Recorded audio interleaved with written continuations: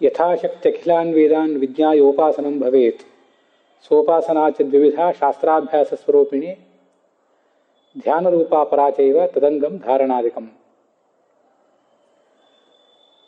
ಸಾಧಕನಾದವನು ಹೇಗೆ ಸಾಧನೆ ಮಾಡಬೇಕು ಅನ್ನುವುದು ಆತನ ತಾರತಮ್ಯವನ್ನು ಹೊಂದಿಕೊಂಡಿದೆ. ಎಷ್ಟು ಜನ ಸಾಧಕರಿದ್ದಾರೋ ಅಷ್ಟು ಸಾಧನದ ಮಾರ್ಗಗಳು ಕೂಡ ಇವೆ ಅಂತನ್ನೋದನ್ನು ನೋಡ್ತಾ ಇದ್ದೇವೆ. ಸ್ತ್ರೀಯರು ವಾಯುಸ್ತುತಿ, ಮಧ್ವ ವಿಜಯ ಇತ್ಯಾದಿಗಳನ್ನು ಕೂಡ ಪಠಿಸಬಹುದು ಅಂತನ್ನೋದನ್ನು ಹೇಳಿದ್ದೆ ನಾನು. ವಿಷ್ಣು ಸಹಸ್ರನಾಮ ಇತ್ಯಾದಿ ಎಲ್ಲವನ್ನು ಕೂಡ. ವಿದ್ಯಾಮಾನ್ಯ ತೀರ್ಥರು, ನಮ್ಮ ಪರಮ ಗುರುಗಳು, ವಾಯುಸ್ತುತಿಯನ್ನು ಸ್ತ್ರೀಯರು ಕೂಡ ಪಠಿಸಬಹುದು ಅಂತ ಹೇಳಿದ್ದನ್ನು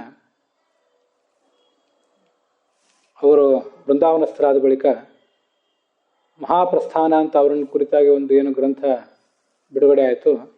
ಅಲ್ಲಿ ನಮ್ಮ ಗುರುಗಳಾದಂಥ ಸಗರಿ ರಾಘವೇಂದ್ರಾಚಾರ್ಯರು ಅದನ್ನು ವಿದ್ಯಾಮಾನ್ಯ ತೀರ್ಥರ ಮಾತನ್ನು ಉಲ್ಲೇಖಿಸಿದ್ದಾರೆ.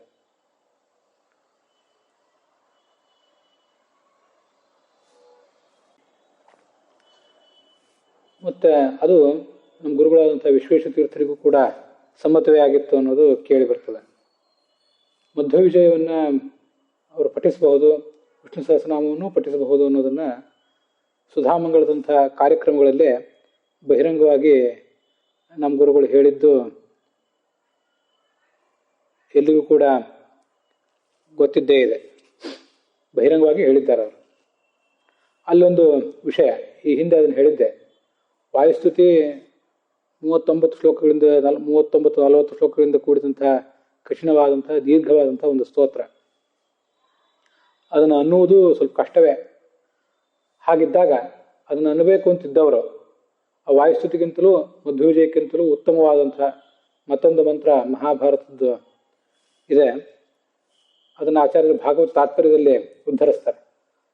ಸರ್ವಚೇಷ್ಟೈತೃತ್ವಾತ್ತೋ ಪ್ರಾಣೋಭಿಭವ ಶಕ್ತಿತಃ ಓಜಸ್ತ್ವನಭಿಭಾವ್ಯತ್ವಾತ್ ಸಹಜ ಸ್ವೇಚ್ಛೆಯಾ ಕೃತೇ ಬಲಂ ವಿಧಾರಕತ್ವಾಚ ವಿಧೃತಿರ್ ವಾಯುರುಚ್ಯತೆ ಅಂತದು.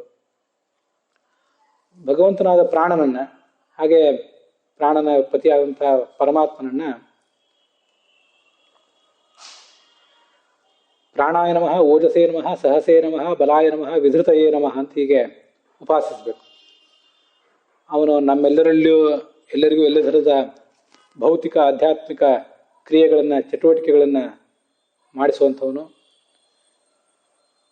ಶತ್ರುಗಳನ್ನು ಸದೆ ಬಡಿಯುವಂಥವನು, ಶತ್ರುಗಳಿಗೆ ಮಣಿಯದವನು, ತನ್ನ ಇಚ್ಛೆಯಂತೆ ಯಾವ ಕಾರ್ಯವನ್ನು ಮಾಡಬಲ್ಲವನು, ಸಕಲ ವಿಧವಾದಂಥ ಭೌತಿಕವಾದ ಮತ್ತು ಆಧ್ಯಾತ್ಮಿಕವಾದ ಜವಾಬ್ದಾರಿಯನ್ನು ಕೂಡ ಹೊತ್ತವನು. ಇದಿಷ್ಟು ಅರ್ಥ ಆ ಪ್ರಾಣ, ಓಜಸ್, ಸಹಸ್, ಬಲ, ವಿಧೃತಿ ಅನ್ನೋ ಶಬ್ದಗಳಿಗೆ ಆಗ್ತದೆ.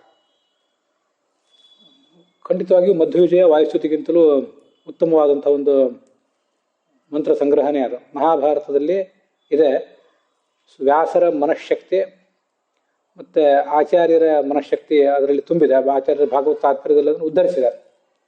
ಅದನ್ನು ಮಾಡುವುದು ಇನ್ನು ಹೆಚ್ಚು ಸಮಯದ ದೃಷ್ಟಿಯಿಂದ ಮತ್ತು ಅನ್ನುವ ಸೌಕರ್ಯದ ದೃಷ್ಟಿಯಿಂದ, ಪಠಿಸುವ ಪಾರಾಯಣ ಮಾಡುವ ಸೌಕರ್ಯದ ದೃಷ್ಟಿಯಿಂದ ಅದು ಹೆಚ್ಚು ಉಪಯುಕ್ತ.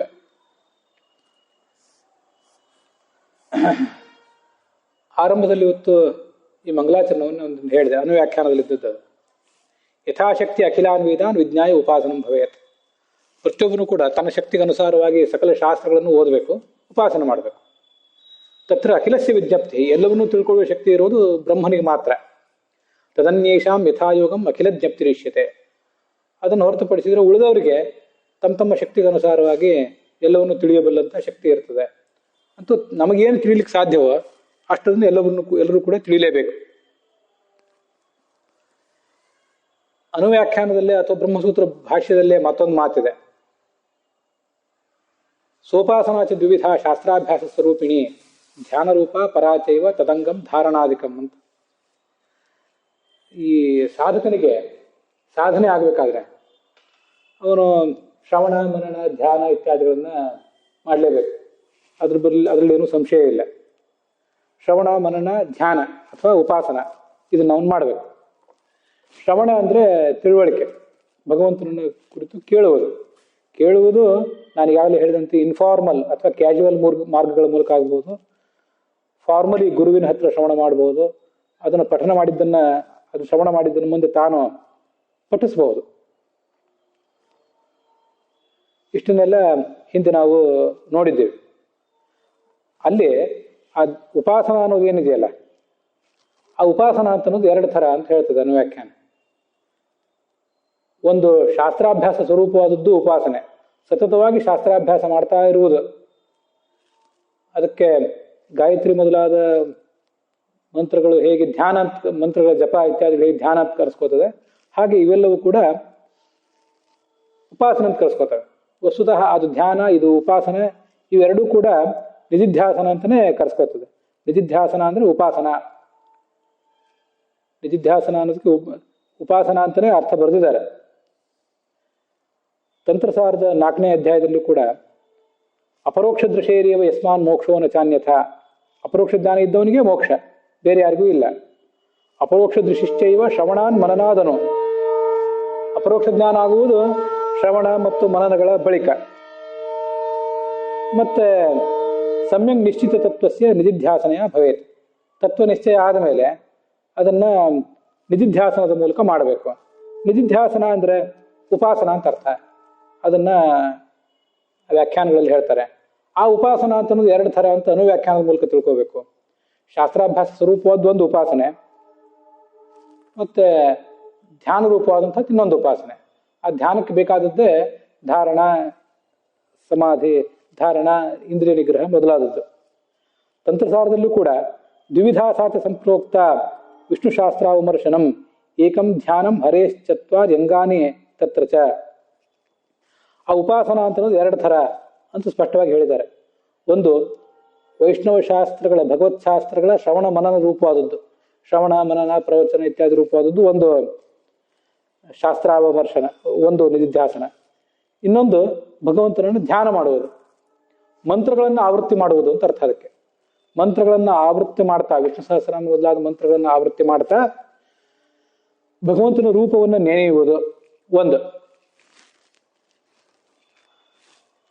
ಮತ್ತೆ ಇನ್ನೊಂದು ಶ್ರವಣ ಮನನ ಇತ್ಯಾದಿಗಳನ್ನ ಮಾಡುವುದು. ಶ್ರವಣ ಮಾಡುವಾಗಲೇ, ಮನನ ಮಾಡುವಾಗಲೇ, ಮತ್ತೆ ಅದನ್ನು ಇನ್ನೊಬ್ಬರಿಗೆ ಪ್ರವಚನ ಮಾಡುವಾಗಲೇ ಅಂಥ ಅಖಂಡವಾದಂಥ ಏಕಾಗ್ರತೆಯು ಕೂಡ ಕೆಲವರಿಗೆ ಸಾಧ್ಯ ಆಗಬಹುದು. ಅದರಿಂದ ಅದೆಲ್ಲವೂ ಕೂಡ ಆ ಥರ ಸಾಧ್ಯ ಇದೆ. ಈ ಧ್ಯಾನಕ್ಕೇನೆ ಯಮ, ನಿಯಮ, ಪ್ರಾಣಾಯಾಮ ಇತ್ಯಾದಿಗಳು ಅಂಗಗಳು. ಧ್ಯಾನ ರೂಪವಾದ ಉಪಾಸನೆಗೆ, ಮಂತ್ರ ಜಪ ರೂಪವಾದ ಉಪಾಸನೆಗೆ ಯಮ, ನಿಯಮ, ಆಸನ, ಪ್ರಾಣಾಯಾಮ ಇವೆಲ್ಲ ಬೇಕಾಗ್ತವೆ. ಶಾಸ್ತ್ರ ವಿಮರ್ಶ ರೂಪವಾದ, ಶಾಸ್ತ್ರ ಶ್ರವಣ ಪ್ರವಚನ ರೂಪವಾದ ಧ್ಯಾನಕ್ಕೆ ಅವೆಲ್ಲ ಬೇಕಾಗಿಲ್ಲ. ಯಮ ಅಂದ್ರೆ ಏನು? ಅಹಿಂಸಾ, ಸತ್ಯ, ಇನ್ನೊಬ್ರಿಗೆ ತೊಂದರೆ ಕೊಡದೇ ಇರುವುದು, ಇದೆಲ್ಲ ತಂತ್ರಸಾರದಲ್ಲಿದೆ.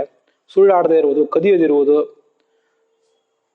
ಅನೈತಿಕವಾದ ಮೈಥುನದಿಂದ ದೂರ ಇರೋದು, ಇನ್ನೊಬ್ಬರ ಮುಂದೆ ಕೈ ಒಡ್ಡದೇ ಇರೋದು, ಇವೆಲ್ಲ 5 ಯಮಗಳು. ದೇಹ ಮನಸ್ಸನ್ನು ನಿರ್ಮಲವಾಗಿಟ್ಕೊಳ್ಳೋದು, ತಪಸ್ಸು ಮಾಡುವುದು, ಇದ್ದುದರಲ್ಲಿ ತೃಪ್ತಿ, ಶಾಸ್ತ್ರಾಧ್ಯಯನ, ಸ್ವಾಧ್ಯಾಯೋ ಹರಿಪೂಜನಂ. ಇಲ್ಲೂ ಕೂಡ ಶಾಸ್ತ್ರಾಧ್ಯಯನ ಬಂದಿದೆ ಅನ್ನೋದು ತುಂಬ ವಿಶಿಷ್ಟವಾದ ಸಂಗತಿ. ಈ ಧ್ಯಾನಕ್ಕೂ ಕೂಡ ಅಂಗವಾಗಿ ಶಾಸ್ತ್ರಾಧ್ಯಯನ ಬೇಕೇ ಬೇಕು. ಶಾಸ್ತ್ರಾಧ್ಯಯನ ಅಂತ ಅನ್ನೋದು ಪ್ರತ್ಯೇಕವಾಗಿಯೂ ಒಂದು ಅಪರೋಕ್ಷ ಜ್ಞಾನ ಸಾಧನ. ಅದಲ್ಲದೆ ಧ್ಯಾನಕ್ಕೂ ಅಂಗವಾಗಿ ಶಾಸ್ತ್ರಾಧ್ಯಯನ ಬೇಕೇ ಬೇಕು. ಹರಿಪೂಜಾ. ಆಸನಗಳು ಅಂದರೆ ವೀರಾಸನ, ಪದ್ಮಾಸನ, ಸ್ವಸ್ತಿಕಾಸನ ಮೊದಲಾದದ್ದು ಆಸನ ಪ್ರಭೇದ. ಮತ್ತು ಪ್ರಾಣಾಯಾಮ ಅಂದರೆ ರೇಚಕ, ಪೂರಕ, ಕುಂಭಕ ಅಂತ ಹೀಗೆ ಮೂರು ರೀತಿಯಾಗದಿದೆ.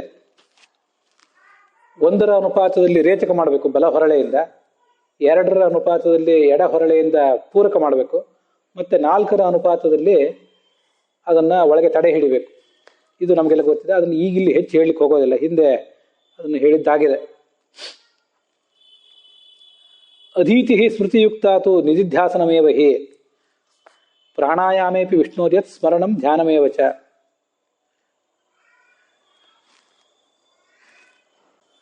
ಭಗವಂತನನ್ನ ನೆನೀತಾ ಭಗವಂತನ ಸ್ಮರಣ ಮಾಡ್ತಾ ಏನು ಶಾಸ್ತ್ರದ ಅಧ್ಯಯನವನ್ನು ಮಾಡ್ತೇವೆ, ಅದು ಕೂಡ ಒಂದು ಉಪಾಸನೆ.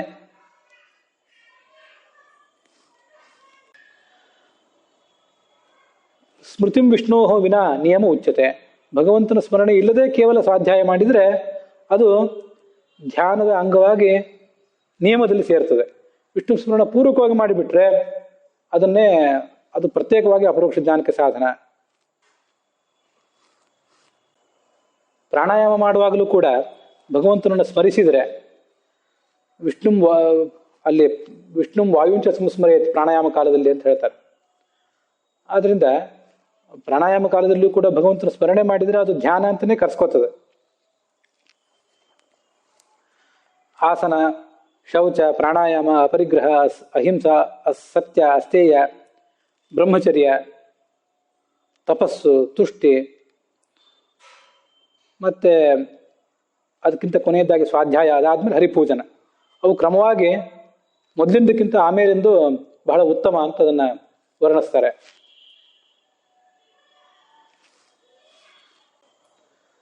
ಸರ್ವಸ್ಮಾತ್ ಶ್ರವಣಾದ್ಯಾಸ್ತು ಮುಖ್ಯಾ ಭಕ್ತಿ ಪ್ರಸಾಧನೆ. ಮೋಕ್ಷ ಸಾಧನೆ ಮಾಡುವಾಗ ಶ್ರವಣ, ಮನನ, ಧ್ಯಾನಗಳು ಎಲ್ಲದಕ್ಕಿಂತಲೂ ಬಹಳ ಮುಖ್ಯ. ಶಾಸ್ತ್ರಜ್ಞಾನ ಇಲ್ಲದೇ ಇದ್ದವನು ಮೊದಲು ಶ್ರವಣ ಮಾಡಬೇಕು. ಅಜ್ಞಶ್ಚ ಶ್ರವಣಂ ಶ್ರೇಷ್ಠಂ ಅಯುಕ್ತೇಹೇ ಮನನಂ ತಥಾ. ಶ್ರವಣ ಮಾಡಿದ್ದು ಇನ್ನೂ ಮನಸ್ಸಿಗೆ ಹಿಡಿಸಲಿಲ್ಲ ಅಂದ್ರೆ ಅವಾಗ ಮನನ ಮಾಡ್ತಾ ಇರಬೇಕು. ಇವೆಲ್ಲ ತಂತ್ರಸಾರ ಸಂಗ್ರಹದ 4ನೇ ಅಧ್ಯಾಯದ ಮಾತುಗಳೇ. ನಾವು ಶ್ರವಣ ಮಾಡಿದ್ದು ಇನ್ನೂ ಯುಕ್ತ ಅಂತ ಕಾಣದೆ ಹೋದಾಗ ಮನನ ಮಾಡಬೇಕು. ಮತ್ತೆ ಅದು ನಿಶ್ಚಿತ ಆದಮೇಲೆ ಶ್ರವಣ ಮಾಡಿದ್ದೆಲ್ಲವೂ ನಿಶ್ಚಿತ ಅಂತ ಕಂಡಾಗ ಧ್ಯಾನ ಮಾಡಬೇಕು.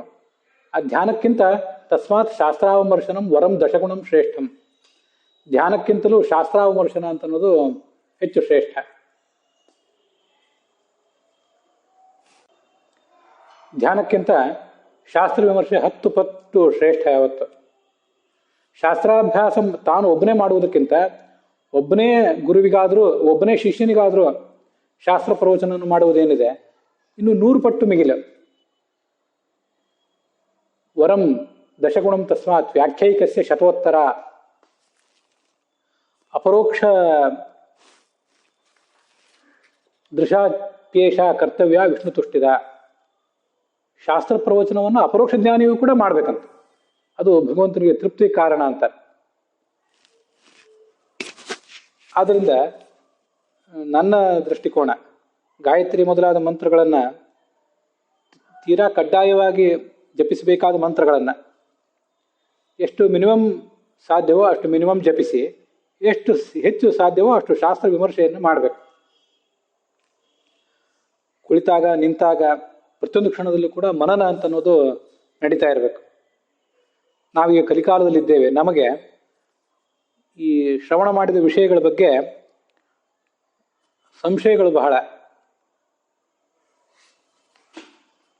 ದ್ವಾಪರ ಮತ್ತು ಕಲಿಯುಗ ಇವೆಲ್ಲ ಸಂಶಯ ಮತ್ತು ಮಿಥ್ಯಾಜ್ಞಾನಕ್ಕೆ ಪ್ರಚೋದಕ.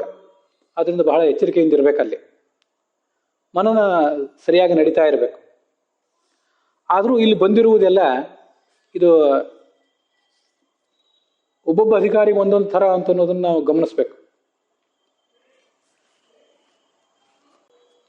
ಎಲ್ಲರೂ ಶಿಷ್ಯರಾದವರಿಗೆ ಪಾಠ ಪ್ರವಚನವನ್ನೇ ಮಾಡ್ಲಿಕ್ಕೆ ಬರೋದಿಲ್ಲ. ಎಲ್ಲರೂ ತಾವು ಶಾಸ್ತ್ರ ವಿಮರ್ಶನವನ್ನೇ ಮಾಡ್ತೀನಿ ಅಂದ್ರೂ ಸಾಧ್ಯವಿಲ್ಲ. ಕೆಲವರು ಕೇವಲ ಕ್ಯಾಶುವಲ್ ಮಾರ್ಗಗಳ ಮೂಲಕ, ಇನ್ಫಾರ್ಮಲ್ ಮಾರ್ಗಗಳ ಮೂಲಕ ಒಂದಿಷ್ಟು ಶಾಸ್ತ್ರದ ಜ್ಞಾನವನ್ನು ಪಡ್ಕೊಳ್ಬೇಕು. ಗುರುಮುಖದಿಂದ ಅಲ್ಲದೆ ಹೋದ್ರೂ ಎಷ್ಟೋ ಒಂದಿಷ್ಟನ್ನ ಪಡ್ಕೋಬೇಕು. ಅವರು ಕೂಡ ತಮಗೇನಾದರೂ ಕೇಳಿದ ವಿಷಯಗಳ ಬಗ್ಗೆ ಅಯುಕ್ತಿ ಇದ್ಯಾಕೋ ಮನಸ್ಸಿಗೆ ಮನವರಿಕೆ ಆಗ್ತಿಲ್ಲ ಅಂದ್ಕೊಂಡ್ರೆ ಸ್ವಲ್ಪ ಅವರು ಮನನ ಮಾಡಬೇಕು. ತೀರಾ ಬೇಸಿಕ್ ಮನನಗಳವೆಲ್ಲ. ಭಗವಂತ ಇಲ್ಲದೆ ಹೋದ್ರೆ ಈ ಜಗತ್ತು ನಡೆಯೋದು ಹೇಗೆ? ಸಾಧಾರಣವಾದ ಮನನ ಅಷ್ಟೆ. ಇಂಥ ಮನನವನ್ನ ಅವರು ಕೂಡ ಮಾಡಬಹುದು. ಧ್ಯಾನವನ್ನು ಕೂಡ ಅವರು ಮಾಡಬಹುದು. ಅಲ್ಲಿ ಧ್ಯಾನ ತೀರ ಗಾಯತ್ರಿ ಮೊದಲಾದ ಮಂತ್ರಗಳನ್ನು ಕಡ್ಡಾಯವಾಗಿ ಯಾರಿಗೆ ಅದನ್ನು ಜಪಿಸುವ ಅಧಿಕಾರ ಇದೆಯೋ ಮತ್ತೆ ಜಪಿಸಲೇಬೇಕಾದ ಅನಿವಾರ್ಯತೆ ಇದೆಯೋ ಅಂಥವರು ತಮ್ಮ ವರ್ಣಾಶ್ರಮಗಳ ಹಿನ್ನೆಲೆಗೆ ಅನುಗುಣವಾಗಿ ಎಲ್ಲವನ್ನೂ ಆ ಎಲ್ಲ ಮಂತ್ರಗಳನ್ನು ಧ್ಯಾನಿಸ್ಬೇಕು. ಅದಕ್ಕೆ ಸಂಬಂಧಪಟ್ಟಂತೆ ಒಂದು ಬ್ರಹ್ಮಸೂತ್ರ ಭಾಷ್ಯದ ಶ್ಲೋಕ ನನಗೆ ನೆನಪಿಗೆ ಬರ್ತದೆ. ಆಸೀನ ಸಂಭವಾತ್ ಅಂತ ಅದು ಸೂತ್ರ. ಅದ್ರ ನಂತರ ಬರುವಂಥ ಧ್ಯಾನಾಚ ಅನ್ನೋ ಸೂತ್ರ ವಸ್ತುತಃ. ಅಲ್ಲಿ ಸ್ಮರಣೋಪಾಸನಂ ಚೈವ ಧ್ಯಾನಾತ್ಮಕಮಿತಿ ದ್ವಿಧ ಸ್ಮರಣಂ ಸರ್ವದಾ ಯೋಗ್ಯಂ ಧ್ಯಾನೋಪಾಸನ ಮಾಸನೆ ನೈರಂತರ್ಯಂ ಮನೋವೃತ್ತೇ ಧ್ಯಾನಮಿತ್ಯುಚ್ಯತೆ ಬುಧೈ. ಈ ಉಪಾಸನೆ ಅಂತ ಅನ್ನೋದು ಎರಡು ಥರ, ಸ್ಮರಣೋಪಾಸನೆ ಮತ್ತು ಧ್ಯಾನೋಪಾಸನೆ ಅಂತ. ಇದನ್ನು ಗಮನಿಸ್ಬೇಕು ನಾವು. ಧ್ಯಾನೋಪಾಸನೆ ಏನು, ಒಂದು ಸ್ಥಳದಲ್ಲಿ ಕೂತ್ಕೊಂಡು ನಿರ್ದಿಷ್ಟವಾಗಿ ಭಗವಂತನನ್ನು ಧ್ಯಾನಿಸಲಿಕ್ಕೆ ಎಲ್ರಿಗೂ ಸಾಧ್ಯ ಆಗದೇ ಇರಬಹುದು. ಯಾರು ಜಪಿಸಬೇಕಾದ ಅಧಿಕಾರವನ್ನು ಹೊಂದಿದ್ದಾರೋ, ಅನಿವಾರ್ಯತೆಯನ್ನು ಹೊಂದಿದ್ದಾರೋ ಅವರಿಗೂ ಕೆಲವು ಬಾರಿ ಸಾಧ್ಯ ಆಗದೇ ಇರಬಹುದು. ಮತ್ತೆ ಬಹಳ ಹೊತ್ತು ಅದು ಸಾಧ್ಯ ಆಗದೇ ಇರಬಹುದು. ಅದಕ್ಕೆ ಶಾಸ್ತ್ರದಲ್ಲೊಂದು ರಿಯಾಯಿತಿ ಹೀಗಿದೆ, ಸ್ಮರಣೋಪಾಸನಂ ಚೈವ. ಉಪಾಸನೆ ಅಂತಂದು ಸ್ಮರಣೋಪಾಸನೆ ಧ್ಯಾನೋಪಾಸನೆ ಅಂತ ಎರಡು. ಸ್ಮರಣಂ ಸರ್ವದಾ ಯೋಗ್ಯಂ, ಧ್ಯಾನೋಪಾಸನಂ ಆಸನೆ. ಧ್ಯಾನವೆಂಬ ಉಪಾಸನೆ ಇದೆಯಲ್ಲ, ಅದನ್ನು ನಾವು ಒಂದು ಕಡೆ ಕೂತ್ಕೊಂಡೇ ಮಾಡಬೇಕಾಗ್ತದೆ. ನಾವು ಓಡಾಡ್ತಾ ಗಾಯತ್ರಿ ಮಂತ್ರವನ್ನು ಬಾಯಿಂದ ಹೇಳ್ಬೋದು, ಮನಸ್ಸಿನಲ್ಲಿ ಆ ಭಗವಂತನ ರೂಪವನ್ನು ಧ್ಯಾನಿಸ್ತಾ ನಾವು ಗಾಯತ್ರಿ ಜಪ ಮಾಡಲಿಕ್ಕೆ ಬರೋದಿಲ್ಲ. ಒಂದು ಕಡೆ ಸ್ಥಿರವಾಗಿ ಕೂತ್ಕೊಂಡಾಗ ಮಾತ್ರ ನಮಗದು ಸಾಧ್ಯ ಆಗ್ತದೆ. ಆದರೆ ಸ್ಮರಣೋಪಾಸನೆ ಅಂತದ್ದು ಸರ್ವದಾ ಸಾಧ್ಯ. ಭಗವಂತನನ್ನು ಸ್ಮರಿಸುವುದೇನಿದೆ, ನಾವು ನಮ್ಮ ಮನೆ ಕೆಲಸಗಳನ್ನು ಮಾಡುವಾಗಲೂ, ಓಡಾಡುವಾಗ, ಹೋಗುವಾಗ, ಎಲ್ಲ ಪ್ರಸಂಗಗಳಲ್ಲಿಯೂ ಕೂಡ ನಮಗದು ಸಾಧ್ಯ ಆಗೇ ಆಗ್ತದೆ. ಸ್ಥಿತಸ್ಯ ಗಚ್ಚತೋ ವಾಪಿ ವಿಕ್ಷೇಪಸ್ಯೈವ ಸಂಭವಾತ್ ಸ್ಮರಣಂ ಪರಮಂ ಜ್ಞೇಯಂ ಧ್ಯಾನಂ ನಾಸ್ತ್ಯತ್ರ ಸಂಶಯ. ಆದರೆ ಈ ಧ್ಯಾನವನ್ನು ಮಾತ್ರ, ಈ ಸ್ಮರಣೋಪಾಸನೆಯನ್ನು ಮಾತ್ರ ಯಾವಾಗಲೂ ಮನುಷ್ಯ ಮಾಡಬಹುದು. ತಸ್ಮಾತ್ ಸರ್ವೇಷು ಕಾಲೇಶು ಮಾಂ ಅನುಸ್ಮರ ಯುದ್ಧ ಚ ಅಂತ ಭಗವದ್ಗೀತಾದಲ್ಲಿ ಕೃಷ್ಣ ಹೇಳಿದ್ದು ಅದನ್ನೇ. ಎಲ್ಲ ಕಾಲದಲ್ಲಿಯೂ, ಒಂದು ಕಾಲದಲ್ಲಿ ದೇವರ ಪೀಠದ ಎದುರಿಗೆ ನಿರ್ದಿಷ್ಟವಾದ ಆಸನದಲ್ಲಿ ಆಚಮ್ಯ, ಪ್ರಾಣಾಯಾಮ್ಯ, ಅಂಗನ್ಯಾಸ, ಕರನ್ಯಾಸ ಎಲ್ಲ ಮಾಡಿ ಕೂತ್ಕೊಂಡಾಗ ಮಾತ್ರ ಅಂತಲ್ಲ, ಎಲ್ಲ ಕಾಲದಲ್ಲಿಯೂ ನನ್ನನ್ನು ಸ್ಮರಿಸು. ಯುದ್ಧ, ಅರ್ಜುನನಂತೆ ಯುದ್ಧ ಮಾಡಲಿಕ್ಕಾಗದೇ ಇರಬಹುದು, ಆದರೆ ಜೀವನವೆಂಬ ಯುದ್ಧದಲ್ಲಿ ಹಾಗೆ ಸಾಗಬೇಕಾದದ್ದು ನಮ್ಮ ಕರ್ತವ್ಯ. ಪಶ್ಯನ್ ಶೃಣ್ವನ್ ಸ್ಪೃಶನ್ ಜಿಘ್ನನ್ ಅಷ್ಟನ್ ಗಚ್ಚನ್ ಸ್ವಪನ್ ಶ್ವಸನ್ ಪ್ರಳಪನ್ ವಿಸರ್ಜನ್ ಗೃಹ್ಣನ್ ಉನ್ಮಿಷನ್ ನಿಮಿಷನ್ನಪಿ ಇಂದ್ರಿಯಾಣಿ ಇಂದ್ರಿಯಾರ್ಥೇಶು ವರ್ತಂತೆ ಇತಿ ಧಾರಯನ್. ಎಲ್ಲ ಪ್ರಸಂಗಗಳಲ್ಲೂ ನೋಡುವಾಗ, ಕೇಳುವಾಗ, ಮುಟ್ಟುವಾಗ, ಮೂಸುವಾಗ, ತಿನ್ನುವಾಗ, ಹೋಗುವಾಗ, ಮಲಗುವಾಗ, ಉಸಿರಾಡುವಾಗ, ಮಾತನಾಡುವಾಗ, ಏನನ್ನಾದರೂ ಮಲ ಮೂತ್ರಗಳನ್ನು ವಿಸರ್ಜಿಸುವಾಗ, ತೆಗೆದುಕೊಳ್ಳುವಾಗ, ಕಣ್ಣುರೆಪ್ಪೆ ತೆರೆಯುವಾಗ, ಮಿಟುಕಿಸುವಾಗ ಭಗವಂತನನ್ನು ಸ್ಮರಿಸಬೇಕು. ಅದನ್ನೇ ದಾಸರು ಮಕ್ಕಳಾಡುವಾಗ, ಮಡದಿಯೊಡನೆ ಇರುವಾಗ, ಎಲ್ಲ ಸಂದರ್ಭದಲ್ಲೂ ಭಗವಂತನ ನೆನೆಸ್ಕೋಬೇಕು ಅಂತ ಹೇಳಿದ್ದು ಇದೇ ದೃಷ್ಟಿಯಿಂದಲೇ. ಆದರೂ ಯಾರು ಶಾಸ್ತ್ರ ಪ್ರವಚನವನ್ನು ಶಿಷ್ಯರಿಗೆ ಮಾಡ್ತಾರೆ, ಅದು ಬಹಳ ಪ್ರಬಲವಾದಂಥ ಅಪರೋಕ್ಷ ಜ್ಞಾನ ಸಾಧನ. ಭಗವಂತನಿಗೂ ಅದು ಬಹಳ ಪ್ರಿಯ. ಯೈದಂ ಪರಮಂ ಗುಹ್ಯಂ ಮದ್ಭಕ್ತೇಷ್ವಭಿಧಾಸ್ಯತಿ ಭಕ್ತಿಂ ಮಯೈ ಪರಾಂ ಕೃತ್ವ ಮಾಮೇವ ಯೇಷ್ಯತ್ಯ ಸಂಶಯ ನಚ ತಸ್ಮಾನ್ ಮನುಷ್ಯೇಷು ಕಶ್ಚಿನ್ಮೇ ಪ್ರಿಯಕೃತ್ತಮಃ ಭವಿತಾ ನಚಮೇ ತಸ್ಮಾತ್ ಅನ್ಯಃ ಪ್ರಿಯತರೋ ಭುವಿ. ದೊಡ್ಡ ರಹಸ್ಯ ಇದು ತಂತ್ರಸಾರದಲ್ಲಿ ಹೇಳಿದ್ದು. ತಂತ್ರಸಾರದಲ್ಲಿ ಆಚಾರ್ಯರು ಭಗವದ್ಗೀತೆ ಶ್ಲೋಕಗಳನ್ನೇ ಯಥಾವತ್ತಾಗಿ ಉದ್ಧರಿಸಿದ್ದಾರೆ. ಇದನ್ನ ನನ್ನ ಭಕ್ತರಾದವರಿಗೆ ಯಾವೊಬ್ಬ ಪ್ರವಚನಕಾರ ಹೇಳ್ತಾನೆ, ಅವನು ನನ್ನನ್ನೇ ತಲುಪ್ತಾನೆ. ಇಂಥ ಪ್ರವಚನಕಾರನಿಗಿಂತ, ಇನ್ನೊಬ್ಬರಿಗೆ ಜ್ಞಾನವನ್ನು ಮುಟ್ಟಿಸುವವನಿಗಿಂತ ಪ್ರಿಯನಾದ ವ್ಯಕ್ತಿ ನನಗೆ ಯಾರೂ ಇಲ್ಲ ಈ ಭೂಮಿಯಲ್ಲಿ. ಅಂತ ಮನುಷ್ಯ ಯಾರೂ ಹುಟ್ಟಿಲ್ಲ. ಈ ಮನುಷ್ಯನಿಗಿಂತ ಉತ್ತಮರು ಅಂದ್ರೆ ಇನ್ನು ದೇವತೆಗಳು ಮಾತ್ರ. ಅದನ್ನ ಗೀತಾ ತಾತ್ಪರ್ಯದಲ್ಲಿ ಮುಖ್ಯ ತಥೋಧಿಕಂ ತು ದೇವಾನ ಮುಖ್ಯ ವ್ಯಾಖ್ಯಾ ಕೃತೋ ಹಿ ಸಹ ಅಂತ ಆಚಾರ್ಯರಲ್ಲಿ ಹೇಳಿದ್ದಾರೆ. ಭಗವಂತನ ನಾವು ಧ್ಯಾನಿಸ್ತಾ ಹೋದಾಗ ನಡುವೆ ಅದಕ್ಕೆ ವಿಚ್ಛೇದ ಬಂದರೆ ಅದನ್ನು ಧಾರಣ ಅಂತಾರೆ. ತಂತ್ರಸಾರ ಅದನ್ನು ಹೇಳ್ತದೆ. ಖಂಡಾಸ್ಮೃತಿ ಧಾರಣಾ ಸ್ಯಾತ್ ಅಖಂಡ ಧ್ಯಾನ ಮುಚ್ಯತೆ. ಅಪ್ರಯತ್ನ ಸಮಾಧಿಶ್ಚ. ಈ ಗಾಯತ್ರಿ ಮಂತ್ರ ಮೊದಲಾದವುಗಳನ್ನ ಜಪಿಸುವಾಗ ನಾವು ಪ್ರಯತ್ನಪೂರ್ವಕವಾಗಿ ಧ್ಯಾನಸ್ಥರಾಗ್ತೇವೆ. ಪ್ರಯತ್ನವಿಲ್ಲದೇನೆ ಧ್ಯಾನಸ್ಥರಾಗಿಬಿಟ್ರೆ ಅದನ್ನೇ ಸಮಾಧಿ ಅಂತಾರೆ. ದರ್ಶನಂ ಚಿರಯಾತಯ. ಅಂಥ ಸಮಾಧಿಯೇ ಬಹಳ ದೀರ್ಘಕಾಲ ಮುಂದುವರೆದರೆ ಆಗ ಅದೇ ಧ್ಯಾನವೇ ಅಪರೋಕ್ಷ ಜ್ಞಾನಕ್ಕೆ ಸಾಧನ ಆಗ್ತದೆ. ಅಥವಾ ಸತತಂ ಶಾಸ್ತ್ರ ವಿಮರ್ಶೇಣ ಭವಿಷ್ಯತಿ. ಈ ಅಪರೋಕ್ಷ ಜ್ಞಾನ ಅಂತ ಅನ್ನೋದು ಸಮಾಧಿಯ ಪರಿಪಾಕದಿಂದ ಮಾತ್ರ ಸಾಧ್ಯ ಆಗುವಂಥದ್ದಲ್ಲ, ಅವಿಚ್ಛಿನ್ನವಾದ ಶಾಸ್ತ್ರಾಲೋಚನೆಯಿಂದ. ಆವಾಗ ಅವನ ಮನಸ್ಸು, ಸಾಧಕನ ಮನಸ್ಸು ಧ್ಯಾನದಲ್ಲಿ ಹೇಗೆ ಅವಿಚ್ಛಿನ್ನವಾಗಿ ಮಗ್ನ ಆಗಿರ್ತದೆ, ಹಾಗೆ ಶಾಸ್ತ್ರಾವಿಮರ್ಶನದಲ್ಲೂ ಕೂಡ ಅಷ್ಟು ಗಾಢವಾಗಿ ಮಗ್ನ ಆಗಿಬಿಟ್ಟಿರ್ತದೆ. ಅದರಿಂದಲೂ ಕೂಡ ಅಪರೋಕ್ಷ ಜ್ಞಾನ ಆಗಬಹುದು.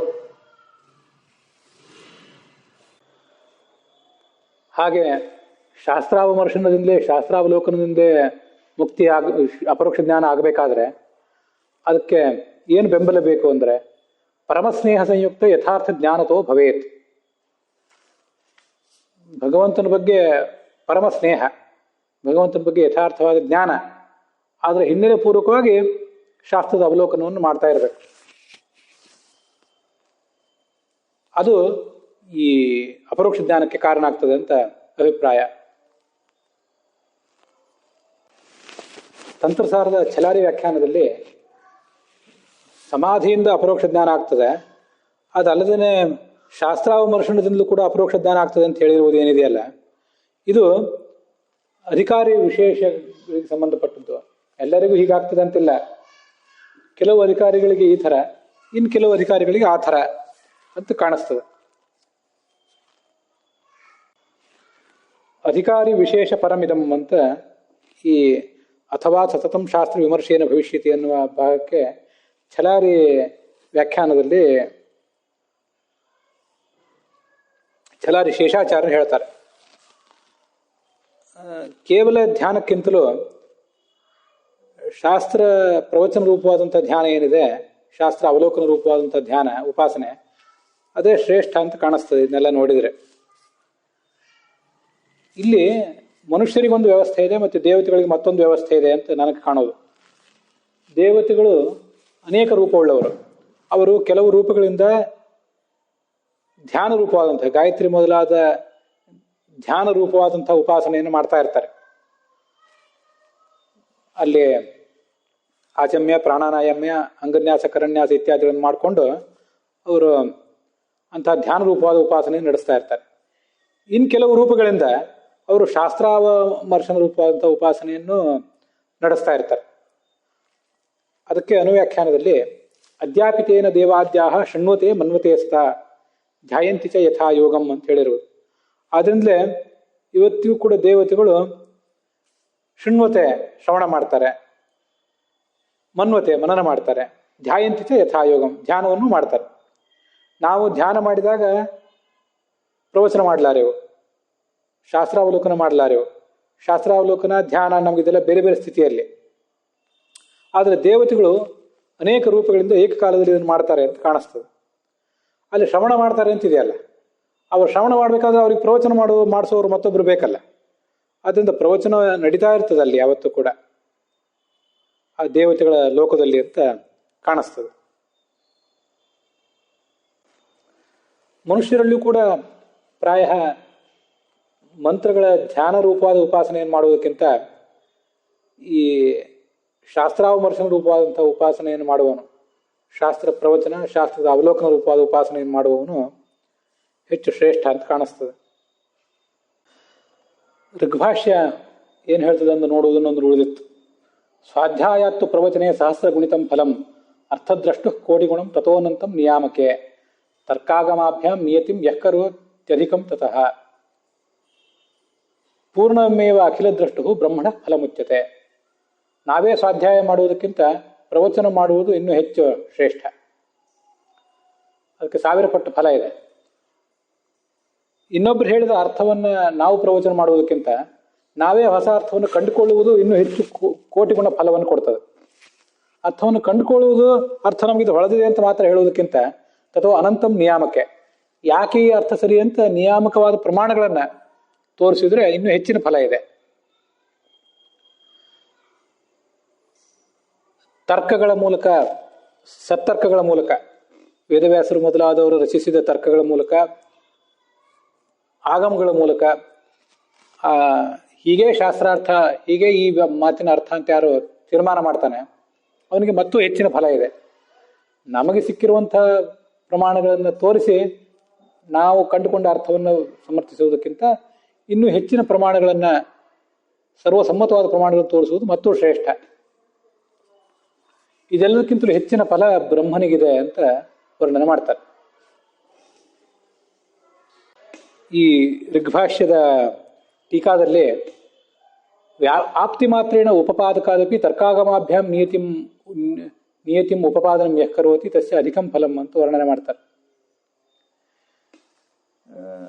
ನಾನು ನಿನಗೆ ಆಪ್ತನಾಗಿದ್ದೇನೆ, ನಿನಗೆ ವಿಶ್ವಾಸಪಾತ್ರನಾಗಿದ್ದೇನೆ, ಆದ್ರಿಂದ ನೀನು ನನ್ನನ್ನು ನಂಬಬೇಕು ಅಂತ ಹೇಳಿ ಯಾವುದೋ ಒಂದು ವಿಷಯವನ್ನು ಉಪದೇಶಿಸುವುದಕ್ಕಿಂತ ಒಂದು ಯುಕ್ತವಾದ ತರ್ಕವನ್ನು ಮತ್ತು ಅದಕ್ಕೆ ಸಂಬಂಧಪಟ್ಟ ಪ್ರಮಾಣಗಳನ್ನು ಹೇಳಿ ಸಮರ್ಥಿಸುವುದು ಇನ್ನೂ ಹೆಚ್ಚಿನ ಫಲದಾಯಕ ಅಂತ ಅದರ ತಾತ್ಪರ್ಯ ಆಗ್ತದೆ. ಶಾಂತಿ ಪರ್ವದಲ್ಲಿ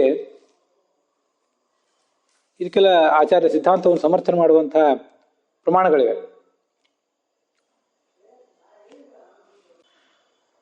ಪಾರ್ಥಿವಾನಿ ದ್ವಯಾನ್ಯಾಹು ಮಧ್ಯಮಾನಿ ಉತ್ತಮಾನಿ ಚ ಉತ್ತಮಾನಿ ವಿಶಿಷ್ಟಾನಿ ಜಾತಿ ಧರ್ಮೋಪಧಾರಣಾತ್. ಪೃಥ್ವಿಯಲ್ಲಿ ಸಂಚರಿಸುವ ಪ್ರಾಣಿಗಳಲ್ಲಿ ಮಧ್ಯಮ ಮತ್ತು ಉತ್ತಮ ಅಂತ ಎರಡು ಥರದ ಪ್ರಾಣಿಗಳಿವೆ. ಅಲ್ಲಿ ಉತ್ತಮ ಪ್ರಾಣಿಗಳು ಶ್ರೇಷ್ಠ, ಯಾಕೆಂದ್ರೆ ಅವುಗಳಿಗೆ ಧರ್ಮದ ಜ್ಞಾನವನ್ನು ಧರಿಸುವ ಶಕ್ತಿ ಇದೆ. ಅಲ್ಲಿ ಮುಂದೆ ಮನುಷ್ಯರಲ್ಲಿ ಧರ್ಮಜ್ಞರು ಶ್ರೇಷ್ಠರು, ಧರ್ಮಜ್ಞರಲ್ಲಿ ವೇದಜ್ಞರು ಶ್ರೇಷ್ಠರು, ವೇದಜ್ಞರಲ್ಲಿ ಪ್ರವಕ್ತೃಗಳು ಶ್ರೇಷ್ಠರು, ಪ್ರವಕ್ತೃಗಳಲ್ಲಿ ಆತ್ಮಜ್ಞಾನಿಗಳು ಅಂದ್ರೆ ಅಪರೋಕ್ಷ ಜ್ಞಾನಿಗಳು ಶ್ರೇಷ್ಠರು ಅಂತ ಧರ್ಮಜ್ಞೇಶು ವೇದಜ್ಞಾನಿ, ವೇದಜ್ಞೇಶು ಪ್ರವಕ್ತೃಷು ಆತ್ಮಜ್ಞಾನಿ ಅಂತ ಹೀಗೆಲ್ಲ ಅಲ್ಲಿ ಆಚಾರ್ಯ ಸಿದ್ಧಾಂತವನ್ನು ಪ್ರತಿಪಾದನೆ ಮಾಡುವಂತಹ ಮಾತುಗಳು ಶಾಂತಿ ಪರ್ವದಲ್ಲಿ ಕಂಡು ಬರ್ತವೆ. ಭಾಗವತದಲ್ಲಿ ಜೀವಾಹ ಶ್ರೇಷ್ಠ ಶಜೀವಾನಾಂ ಅಂತ ಒಂದು ಭಾಗ, 3ನೇ ಸ್ಕಂದದ 30ನೇ ಅಧ್ಯಾಯ. ಜಡ ಪ್ರಾಣಿಗಳಿಗಿಂತ ಚೇತನ ಪ್ರಾಣಿಗಳು ಶ್ರೇಷ್ಠರು. ಆ ಚೇತನ ಪ್ರಾಣಿಗಳಲ್ಲಿ ಸ್ಥಾವರ ಪ್ರಾಣಿಗಳಿಗಿಂತ ಪಶು ಪಕ್ಷಿಗಳು ಅಂದ್ರೆ ಜಂಗಮ ಪ್ರಾಣಿಗಳು ಶ್ರೇಷ್ಠರು ಅಂತ ಈಗೆಲ್ಲ ವರ್ಣನೆ ಬಂದಿದೆ. ಪಶು ಪಕ್ಷ್ಯಾದಿ ಭೇದೇನ ಪಶು ವೃಕ್ಷಾದಿ ಭೇದೇನ ಜೀವ ಇವ ಸ್ವಯಂ ಸ್ಥಿತಾ ಅಂತ ನಾನು ಈಗಾಗಲೇ ಮೊದಲನೇ ಭಾಗದಲ್ಲಿ ಇದನ್ನು ಹೇಳಿದೆ. ಪಶು ವೃಕ್ಷ ಮೊದಲಾದ ರೂಪದಿಂದ ಜೀವರಿದ್ದಾರೆ. ಅವ್ರಿಗಿಂತ ಜಂಗಮರು, ಸ್ಥಾವರಗಿರಿಗಿಂತ ಜಂಗಮರು ಶ್ರೇಷ್ಠರು. ಜಂಗಮರಲ್ಲಿ ಪಶು ವೃಕ್ಷಗಳಿಗಿಂತ ಪಶು ಪಕ್ಷ್ಯಾದಿಗಳಿಗಿಂತ ಮನುಷ್ಯರು ಶ್ರೇಷ್ಠರು. ಮನುಷ್ಯರಲ್ಲಿ ಬ್ರಾಹ್ಮಣರು ಶ್ರೇಷ್ಠರು. ಬ್ರಾಹ್ಮಣರಲ್ಲಿ ಕೇವಲ ಶಾಸ್ತ್ರದ ಉಪದೇಶವನ್ನ ಪಡೆದುಕೊಂಡವರಿಗಿಂತ ಶಾಸ್ತ್ರವನ್ನು ತಾವು ಓದಿ ಜ್ಞಾನವನ್ನು ಪಡ್ಕೊಂಡವರು ಶ್ರೇಷ್ಠರು ಅಂತ ಹೀಗೆಲ್ಲ ಮಾತುಗಳಿದೆ. ಅದನ್ನು ಹಿಂದೆ ಹೇಳಿದ್ದೆ. ಹೀಗೆ ಇಲ್ಲಿವರೆಗೆ ಆಚಾರ್ಯರು ಅನುವ್ಯಾಖ್ಯಾನ, ಬ್ರಹ್ಮಸೂತ್ರ ಭಾಷ್ಯ, ತಂತ್ರಸಾರ, ಋಗ್ಭಾಷ್ಯ ಇತ್ಯಾದಿ ಕಡೆಗಳಲ್ಲಿ ಮತ್ತೆ ಗೀತಾ ತಾತ್ಪರ್ಯದಲ್ಲಿ, ಭಾಗವತ ತಾತ್ಪರ್ಯದಲ್ಲಿ ಏನು ಸಾಧಕ ತಾರತಮ್ಯವನ್ನು ವರ್ಣನೆ ಮಾಡಿದ್ದಾರೆ ಅದೊಂದು ಅವ್ರ ವೈಶಿಷ್ಟ್ಯ ಅಂತ ನನಗೆ ಕಂಡಿತು. ಬೇರೆ ಬೇರೆ ಕಡೆ ಬೇರೆ ಬೇರೆ ಭಾರತೀಯ ದರ್ಶನಗಳನ್ನು ಮತ್ತು ವಿದೇಶಿ ದರ್ಶನಗಳನ್ನು, ಅವ್ರ ಧರ್ಮಗ್ರಂಥಗಳನ್ನು ಕೂಡ ಓದುವ ಪ್ರಯತ್ನ ಮಾಡಿದ್ದೇನೆ, ಅರ್ಥ ಮಾಡ್ಕೊಳ್ಳೋ ಪ್ರಯತ್ನ ಮಾಡಿದ್ದೇನೆ. ಎಲ್ಲರಿಗೂ ಒಂದೇ ಮಾರ್ಗವನ್ನು ಅವ್ರು ಹೇಳಿದ್ದಾರೆ. ಎಲ್ಲ ಮನುಷ್ಯರನ್ನು ಕೂಡ ಸಮಾನರು ಅಂತ ಅವರು ಪರಿಗಣಿಸಿದಂತೆ ಕಾಣಿಸ್ತದೆ. ಆದರೆ ಯಾಕೆ ಒಬ್ರು ಹೀಗಿದ್ದಾರೆ ಮತ್ತೊಬ್ರು ಹಾಗಿದ್ದಾರೆ? ಕೆಲವರಿಗೆ ಧರ್ಮದಲ್ಲಿ ಅಧ್ಯಾತ್ಮದಲ್ಲಿ ಆಸಕ್ತಿಯೇ ಇಲ್ಲ, ಕೆಲವರಿಗೆ ಆಸಕ್ತಿ ಒಂದು ರೀತಿಯಾಗಿದೆ, ಮತ್ತೊಬ್ಬರಿಗೆ ಮತ್ತೊಂದು ರೀತಿಯಾಗಿದೆ.